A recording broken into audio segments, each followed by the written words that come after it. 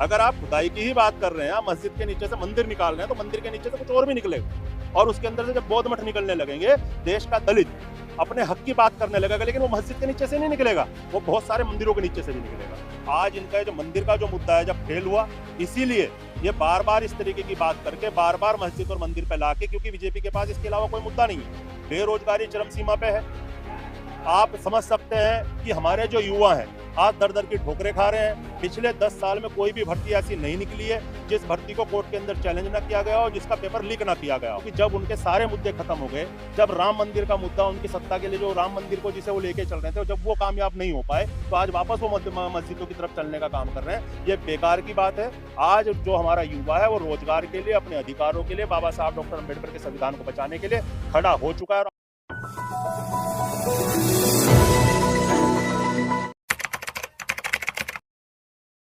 उत्तर प्रदेश का जो उपचुनाव का जो रिजल्ट आया है, उसके अंदर भारतीय जनता पार्टी जितनी बेईमानी कर सकती है, जितना प्रशासन का अपनी ताकत का यूज कर सकती है, वो सब उन्होंने किया है। आप अभी मीरापुर की एक वीडियो देख रहे होंगे, मीडिया के माध्यम से देखी होगी कि महिलाएं पुलिस की बंदूक के सामने खड़े होकर अपने वोट के अधिकार को डालने की बात करती है, अपने वोट को डालने की बात करती हैं। इसी तरह उन्होंने 9 की 9 सीटों पे हमारे वोटर्स को रोकने का काम किया, इसीलिए वोट परसेंटेज बहुत कम हुआ। हमने निर्वाचन आयोग को कई बार इसकी शिकायत की, चुनाव के टाइम में कई बार शिकायत की समाजवादी पार्टी के लोगों ने।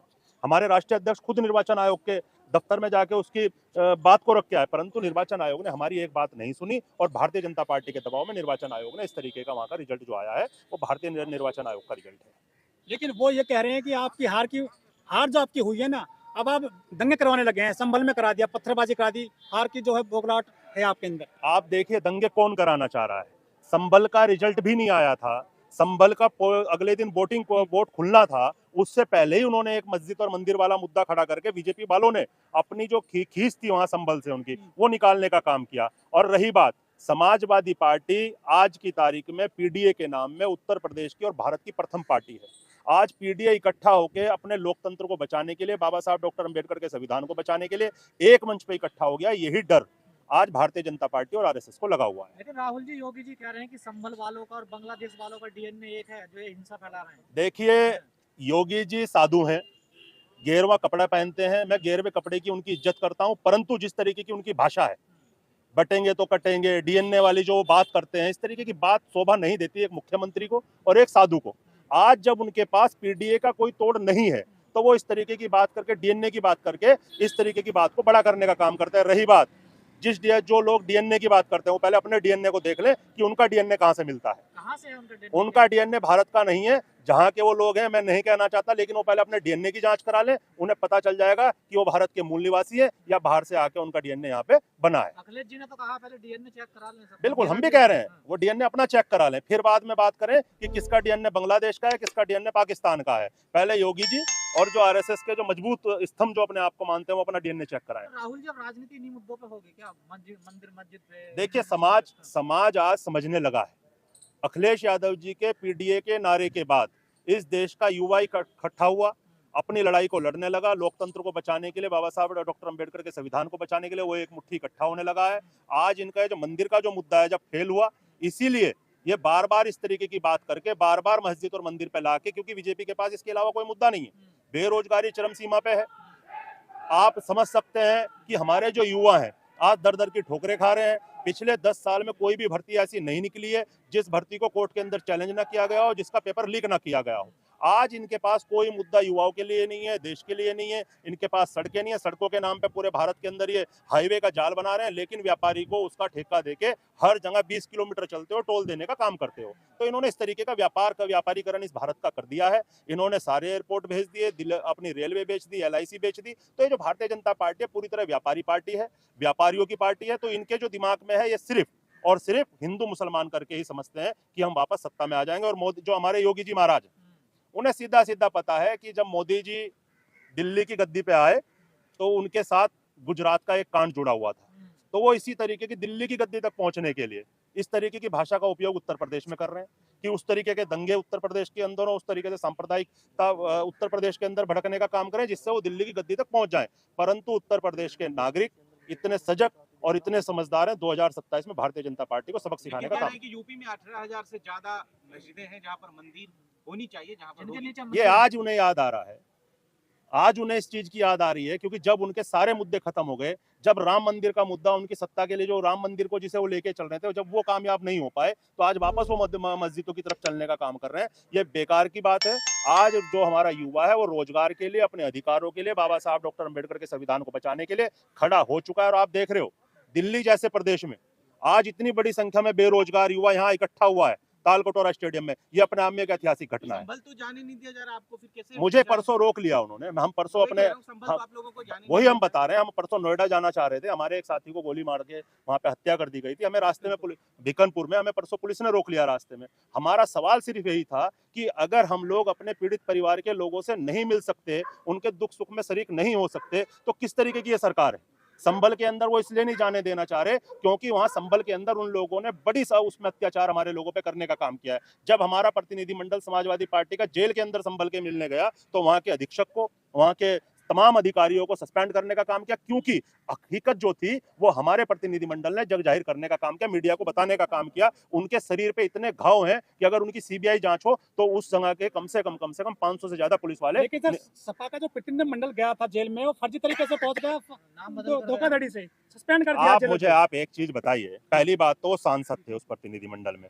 एक आम आदमी अगर फर्जी तरीके से पहुंच जाए तो समझ में आता है, लेकिन एक सांसद, विधायक, जिला अध्यक्ष, पूर्व मंत्री अगर जेल के अंदर पहुंच रहे हैं तो आप समझ सकते हैं उनका एक प्रोटोकॉल है, उनके साथ सुरक्षा है, उनके साथ उत्तर प्रदेश सरकार के सुरक्षा के लोग भी हैं। तो इस तरीके की बात आज वो अपनी खींच मिटाने के लिए कर रहे हैं, क्योंकि हकीकत जेल के अंदर से बाहर निकल के आई है। और यही योगी जी जो है, ये उनका फेल्यूर है, ये उनकी सरकार का फेल्यूर है कि उन्होंने वहां के अधिकारियों को सस्पेंड करने का काम किया। सर, दलित कह रहे हैं अगर खुदाई हो रही है देश में तो थोड़ा लागू खोदो और नीचे को बहुत ध्यान मिलेगा।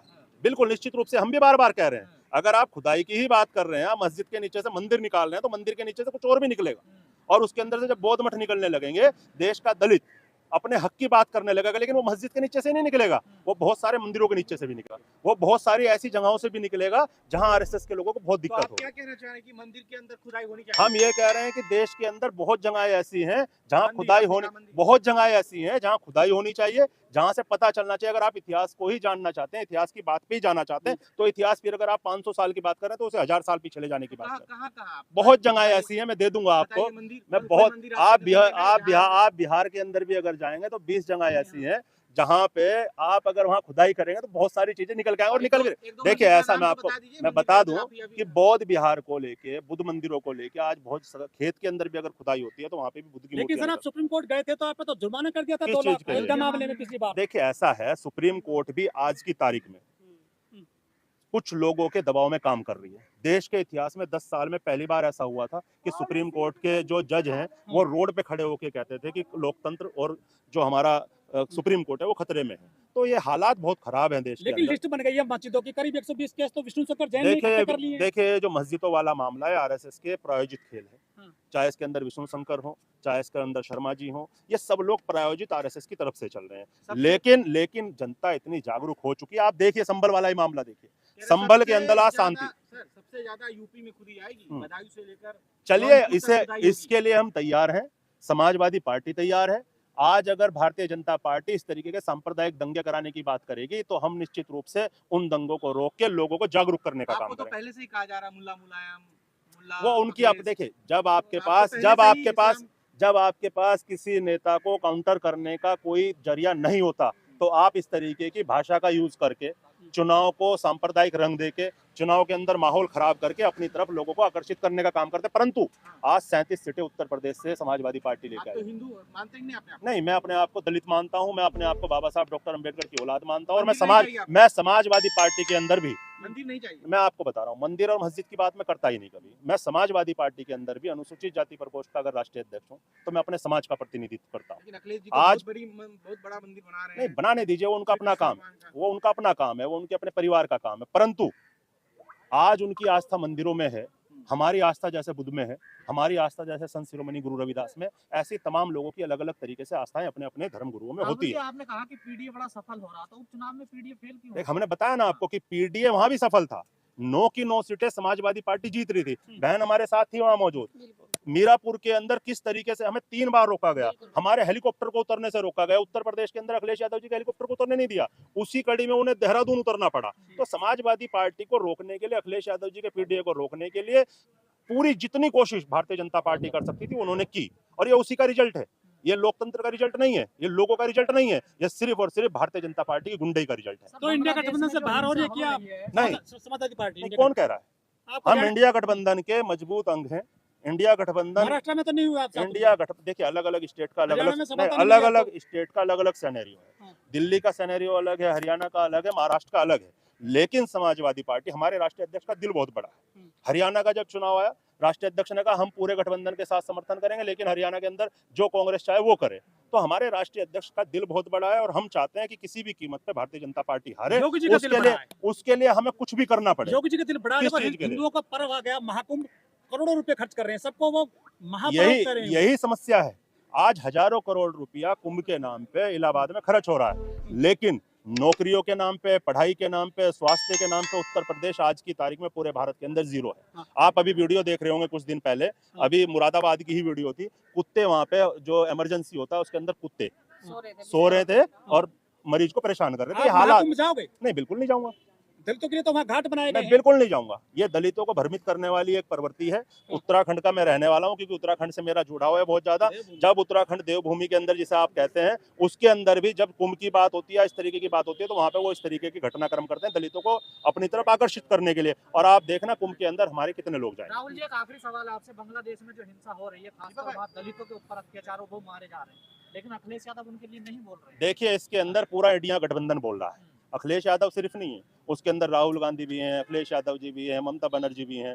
आज बांग्लादेश के अंदर जो नरसंहार हो रहा है वो एक जाति का नहीं हो रहा, वो एक मानवता का हो रहा है। उसके अंदर एक धर्म के लोग या एक जाति के लोग दलित ही नहीं है, उसके अंदर तमाम वो लोग हैं। वो मानवता का वहाँ पे जो हो रहा है, मानवता का हत्या हो रही है। तो मानवता की हत्या के खिलाफ जातियों से अलग हटके लोग अपनी लड़ाई लड़ते हैं, और वही लड़ाई आज भारत के अंदर चल रही है। हमारा संगठन पर हर बार ये बात बोलता है कि बांग्लादेश के अंदर जो हो रहा है वो गलत हो रहा है।